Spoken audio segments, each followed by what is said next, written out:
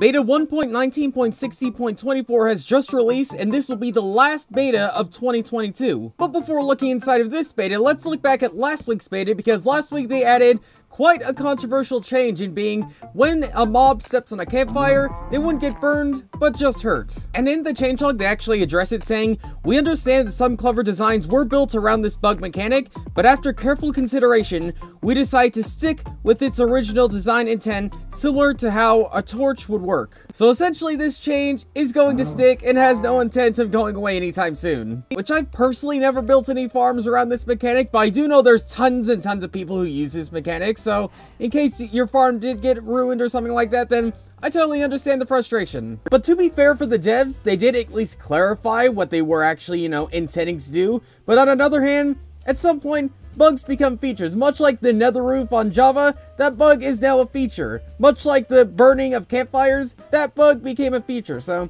I don't know. But on to the slightly less controversial changes. Now when you place a hopper on top of a bookshelf, a chisel bookshelf, now it'll actually fill in the entire chisel bookshelf with books. Which means now automation for chisel bookshelves has been made much easier now as of this one beta. And on a similar line, for some reason hoppers wouldn't properly collect things that's dropped on top of them, but now as this one preview that has been changed, and now it should actually connect words, stop doing this to me. It should properly collect everything that's dropped on top of it. There we go. It feels like my stutters are getting worse, doesn't it? But something that's not getting worse is the fact that now slimes and magma cubes can no longer spawn inside of an area that's only 2 blocks or shorter, so now you should never have to deal with anything like these big guys anymore. Speaking of things you won't have to deal with anymore, the Vex and Allay sitting in boats weirdly, because now as this one beta, they should be sitting much more normally. So if we get that Allay in there, and then if we get a Vex in the boat, get in the boat, in the boat, okay, in the boat,